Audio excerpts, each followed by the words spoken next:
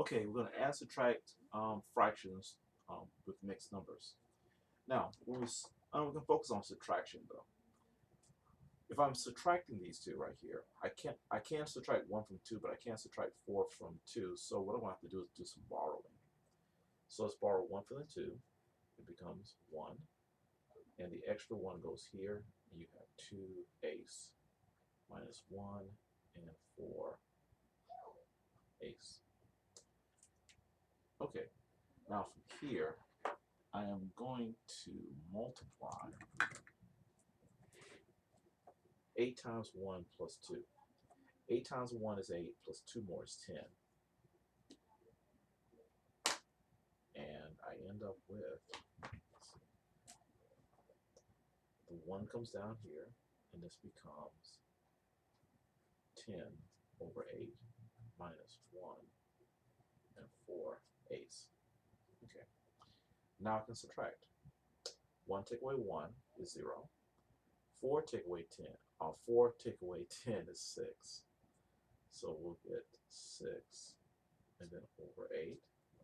And this can be simplified by dividing by 2. So I'm going to take this, divide by 2, divide by 2, and I get a final answer of 3 over 4. Okay. All right. Let's try the next one. Okay. I cannot take 2 away from 1. I can't take 2 away from 4, but I can't take 2 away from 1. So I have to borrow 1 from the 4. So borrowing 1 from the 4 gives me 3. And then my borrowed 1 is here next to my 1/3. Minus 2 and 2/3. Now the borrowed 1, I'm going to multiply and add. So the 3 comes down.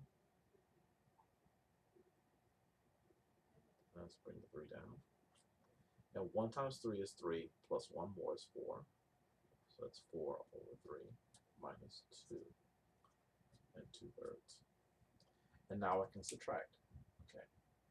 So 2 from 3 leaves 1. And 2 from 4 leaves 2, all over 3. And this cannot be simplified. That's about as far as we can go. Next, this problem right here. We can take 6 from 3, but we can't take 5 from 1. So we need to borrow from 6. So we'll borrow 1 from the 6. It becomes a 5. And the 1 we borrowed is here, next to the 1 6, minus 3 and 5 6. Now, with the borrowed 1, we're going to multiply and add. So multiply and add. So the 5 comes down.